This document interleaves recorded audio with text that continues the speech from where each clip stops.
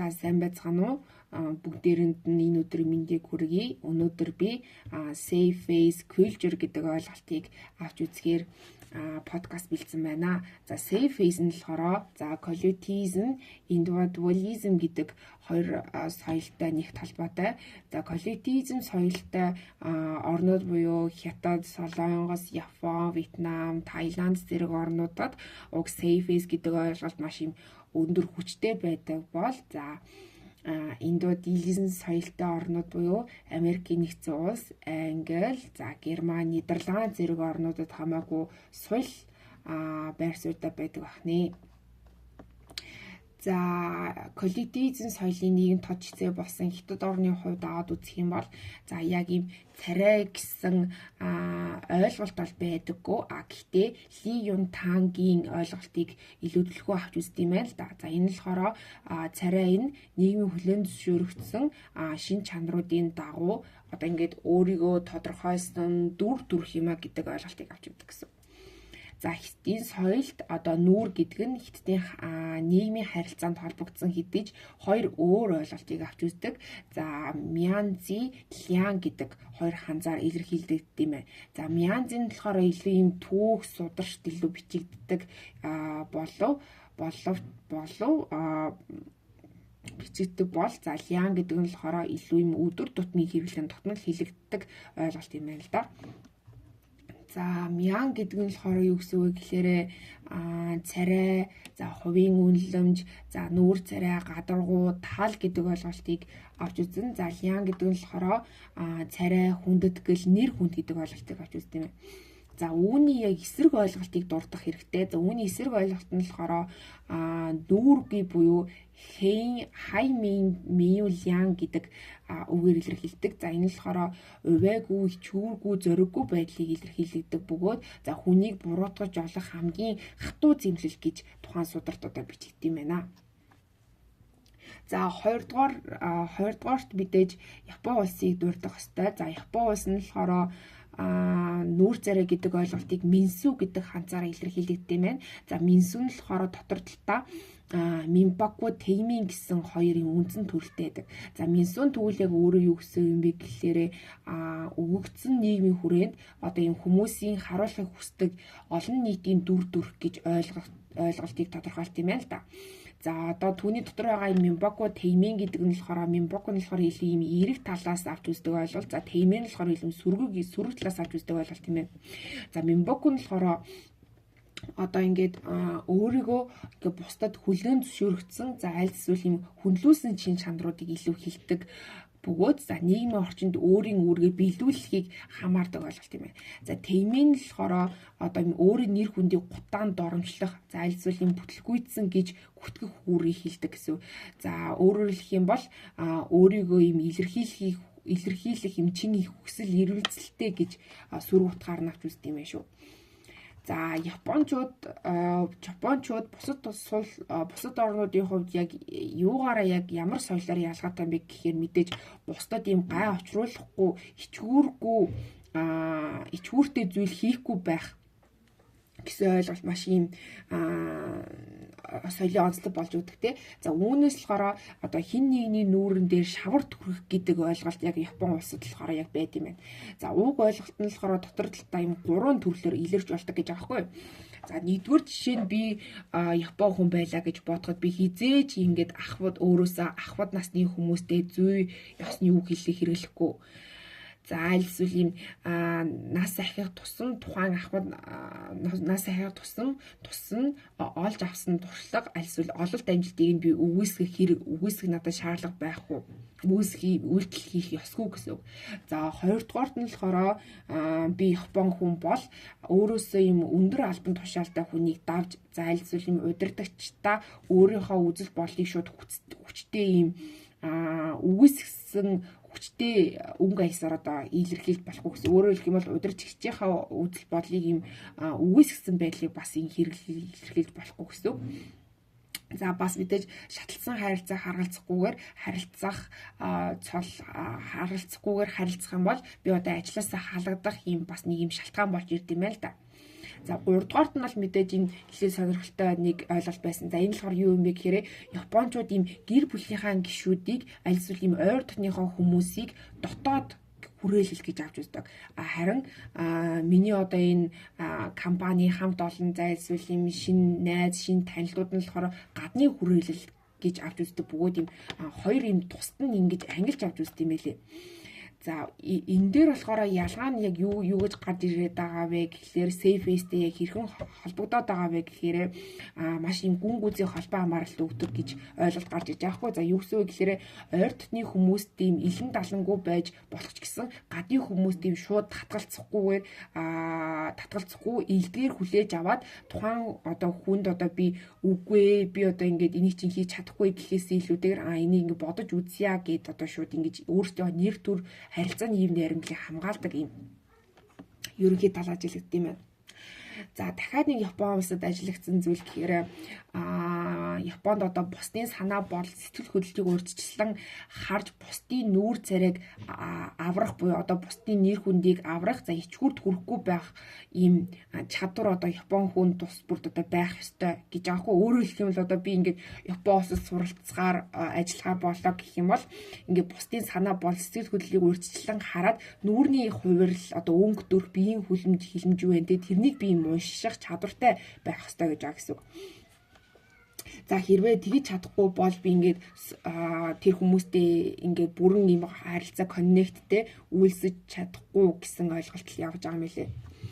За хэрвээ би одоо бас Японд очих юм бол ингээд удирдагчийнхаа энэ удирдагчтай энэ шинэ бүтээгдэхүүн санал болгоё гэдэг юм бол энэ тохиолдолд одоо удирдагч маань ойлгохгүй альсвал хүлээн зөвшөөрөхгүй байгаа үгээр илэрхийлэхгүй гэхдээ надад ийм биеийн хилэмж альсвал ийм нүүрний өнгө хувирлыг гаргаж өгөх юм байл да. Би тэрнийг нь ойлгохгүйгээр одоо шууд та энийг ингээд юу гэж бодож гин гээд одоо ингээд шууд ийм сөрөг ийм би үг хэлхийг сонсмоор штэ чихэндээ хэрэг тэр хүн тэрийг ингээд хэлэхгүй байгааг нь би шууд ойлгох ёстой л гэсэн ойлголт байгаа даа билээ.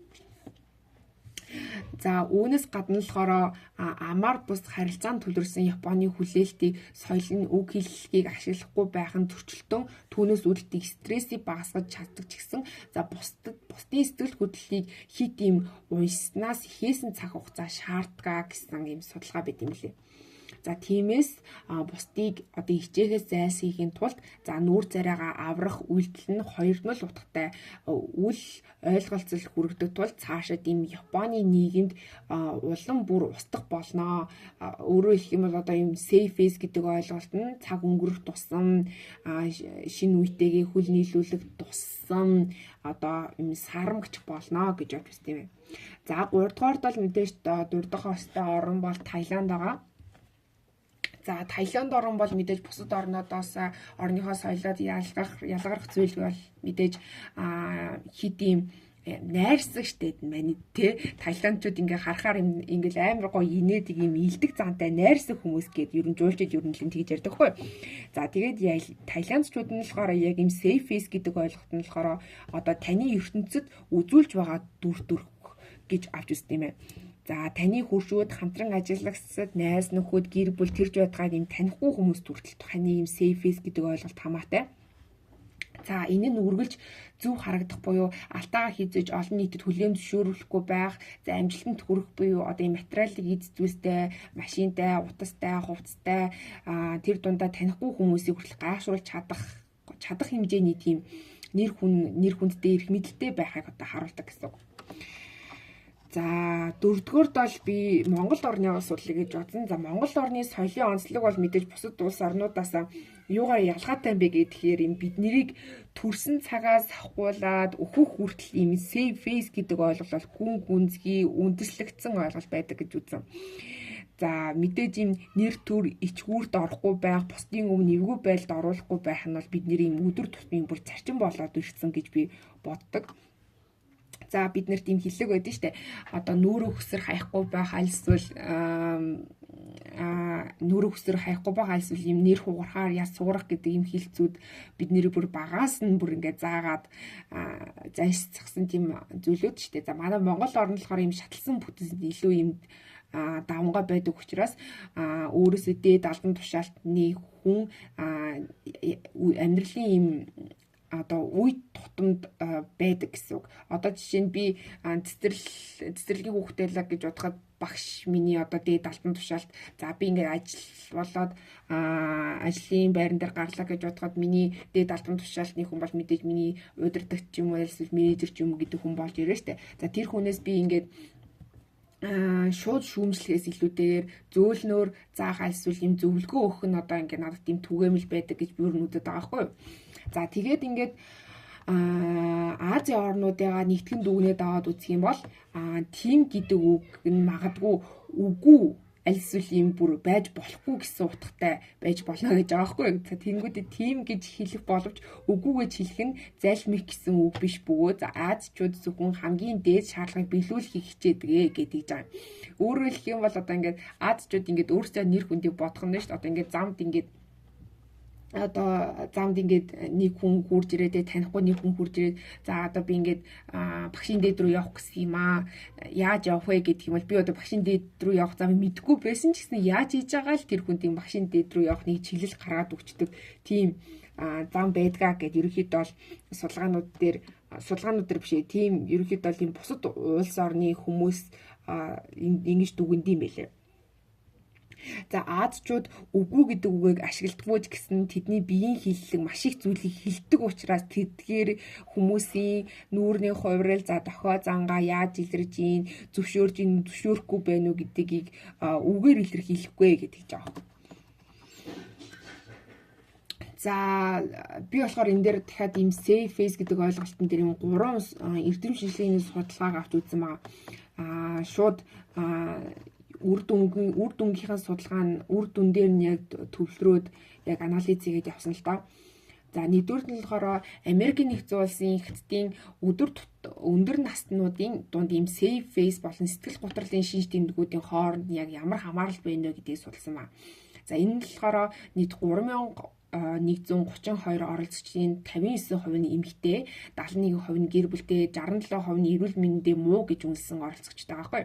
Тухайн оролцогч дунджаар 74 настай, за 9 жилийн боловсролтой 2 хүнтэй хамтран амьдардаг архах хууч хүчтэй байсан байна. За тэгэхээр уг судалгаанаас болохоор шууд аваад үзсэн чинь safe face нь болшгүй сүрнэлэг харгалзсан энэ safe face нь болохоор safe face-ийн үнэлэмжийн түвшин юм өндөр байх тусам Америкийн нэгдсэн улсын за хятадын өндөр наснуудын сэтгэл гутралын шинж тэмдэг илүү өндөр холбоо хамааралтай байна гэж үзсэн байгаа хгүй. За тэгсэн чинь уг судалгааны үр дүнд нь тэгвэл цааш яах хэрэгтэй вэ гэхээр safe face нь болцсошгүй юм сүр нөлөөг харгалзаад энэ популяци сэтгэл гутралын шинж тэмдэг болон бусад сэтгэл зүйн сэтгэл гутралын шинж тэмдэг болон бусад сэтгэл зүйн эмчлэх хилцлийг хөнгөвчлөх соёл тохирсон стратеги боловсруулах шаардлагатай буюу өөрөөр хэлэх юм бол safe face-тэй холбоотой ямар нэгэн юм өвчин эмгэг бас яг юу вэ гэдгийг мэргэжлийн өндөр түвшинд судлах хэрэгтэй байна гэдэг дүгнэлтэнд хүрээд ирж байгаа гэсэн үг. За хоёрдугаар судалсан судалгааны ажил нь болохоор нийгэмд эрүүл нөлөө үзүүлэх амжилтанд хүрэх сэтгэлд зуучлах үүрэг гэж байгаа байхгүй юу. За энэ болохоор яг ийм хятадын ийм ард түмний хамтын ажиллагааны хандлагад нүүрний ухамсар буюу одоо ингээд коллежийн яг 787 оюутнуудын дунд 9 сарын турш үргэлжилсэн судалгаа байгаа байхгүй юу. За уг судалгаан дээр ерөнхийдөө яг хараад үзгээр одоо нүүрний ухамсар буюу одоо яг юм нэр хүндтэй холбоотой асуудал нь нэр хүндээ олох хүсэл, за нэр хүндээ алтгаас айх айдас, за бүтлгүүдлээс зайлс хийх сэтэл гэсэн юм 3 үндсэн хэсэгтэй болоод ирж байгаа юм байна гэд гарч ирж байгаа. За нэр хүндээ олох хүсэл ийм өндөр байгаад ах юм бол хамтын ажиллагаанд за эрэг нөлөө үзүүлдэг. За мөн амжилтанд хүрэх сэтлийг дэмждэг гэдэг жаахгүй. Тэгэхээр өөрөөр хэлэх юм бол би одоо өөрөөр хэлэх юм бол угаасаа энэ судалгаан дээр ингээд гараад ирсэн маа штэ нэр хүндээ би ингээд олох хүсэл буюу одоо өөрийнхөө байр суурийг би маш хурдан олмоор байна гэх юм бол мэдээж юм хамтынхаа ажиллагаа өргөжүүлэх хэрэгтэй гэж байгаа. За хоёрдугаарт нь болохоор за нэр хүндээ алдахаас зайлсхийх айдас гэж байгаа хгүй. За хэрвээ нэр хүндээ алдаа гарах ичгүүрт орохыг хүсдэггүй байгаа бол хамтын ажиллагааны сэтэл сүрэн нөлөө учруулдаг буюу амжилтанд хүрэх сэтлийг бууруулдаг буюу одоо яг ийм нэр хүндээ алдгаас айх айдас нэр хүндээ олох хүсэл гэдэг нь болохоор амжилтанд хүрэхтэй болохоор шууд холбоо хамааралтай болоод ирж байгаа байхгүй. За 3 дугаар нь болохоор бүтлгүүдээс зайлсхийх сэтэл нь болохоор яг ийм амжилтанд хүрэх альсвал ийм хамтын ажиллагааны хандлагад болохоор шууд хамааралгүй гэсэн тухайн одоо хүмүүс бүтлгүүдээс зайлсхийхийг одоо хүсдэгэ гэсэн ийм судалгааны үр дүн гараад ирж байгаа. За 3 дугаар судалсан зүйл маань болохоор за багш нарын нүрийг хадгалах буюу одоо багш нарын нэр хүндээ эрхэмлэх байдал ба одоо ийм шууд занл хийсэн харилцааны явц нь хүйс олон багшлах туршлагын ялгаан дээр хэрхэн гарч иж байгаа юм бэ гэдэг тийм судалгаа байна. За энэ нь болохоор яг ийм Индонез улсын яг бакалаврын түвшний оюутан хийсэн судалгаа юм билээ. За энэ нь болохоор судалгааны одоо шууд үр дүнгээс нь хаад үзэх юм бол багш нар ерөнхийдөө бол энэ нэр хүндээ хамгаалах илэрхийл илүү нэр хүндээ хамгаалах байдал нь илүү юм түгээмэл байдаг. За гэвч шууд зайлсхийсэн, шууд занл хийсэн байдал нь болохоор занл хийсэн байдлын илэрхийлэл нь ихэнхдээ эрэгтэй багш нараас үүсдэг гэж ажиглагдсан байхгүй. За мөн урт хугацаанд одоо багшилж байгаа багш нар буюу туршлагатай багш нар нь болохоор одоо ийм занл хийсэн байдлын илэрхийлэл нь болохоор илүү өндөр байдаг бол за богино туршлагатай багш нар нь болохоор safe face буюу нэр хүндээ юм хадгалсан байдал нь илүү юм давмгай юм байна гэж авч үзэж байгаас үг. За тэгээд судалгаан болохоор эмэгтэй багш нар нь safe face илэрхийлэл нь давмгай байсан бол эрэгтэй багш нар нь болохоор илүү ийм занл хийлсэн байдалтай ерөөдөө сурагчтай ханддаг гэсэн судалгааны үр дүн гарч иж байгаа. За үүнийг яг ингээд судлаад цаашгаа яваад үзье гэд яг эрэгтэй эмэгтэй хүйс дээр те face save face гэдэг ийм ойлголт яг ер нь хэр ийм ялгаатай байд юм бэ гэд судлаад аваад үзсэн чинь ерөөхдөө бол ийм positive politeness negative politeness гэдэг ийм хоёр ойлголт гарч иж байгаа юм лээ. За positive politeness нь болохоор яг ийм бусдын нэр төрийг хамгаалаад харилцааг найрсаар хадгалаад стратеги харилцааг найрсаар хадгалах байдал буюу одоо юм магтаал илдэг асуулт хамтрах санал зэргийг авч үздэг бол негатив нь болохоор юм бусдаас ингээд зайлсхийсэн альсвал ингээд шууд бусаар өөрийнхөө үзэл бодлыг илэрхийлэх альсвал юм ичвэртэй байдал оруулахгүй байх юм стратеги юм билээ. За тэгээ хүйсийн хувьд яг аваад үзсэн чинь яг Холмс болон Акустина Таны гэдэг ийм 3 судалгаан дээр яг юм дүгнэж гараад ирсэн байхгүй. За тэгсэн чинь яг эмэгтэй хүмүүс болохоор илүү ийм positive quality-ийн ийм давмгай буюу одоо чи маш сайн хийлээ харин дараа нь ингээ хамтдаа сайжруулъя буюу эмэгтэй хүмүүс ийм бусдын нэр хүндээ хамгаалах, хадгалах тал дээр амар анхаардаг. Арийн эрэгтэй хүмүүс болохоор ийм негатив политинес буюу ийм шууд илэрхийлсэн байдалтай жинийг дахиад альсвал би ингээд жинийг ингээд захиад засахгүй бол ерөөсө болохгүй ингээд засах ёстой буюу яг ийм өөрийнхөө байр суурийг хамгаалж үг хэллэг өөрийнхөө байр суурийг хамгаалах хандлагатай байдаг гэсэн. За яг энэ судалгаан дээр нь болохоор яг деталлаад яг гараад үзсэн чинь эмэгтэй багш нийт цагийн хичээлд 15 удаа face saving хэллэг хэрэгэлсэн бол эрэгтэй багш яг ийм нийт цагийн дотор 5 удаа шууд хэлэх буюу face charity-ний нэг одоо хэрэгэлсэн байна гэсэн үг.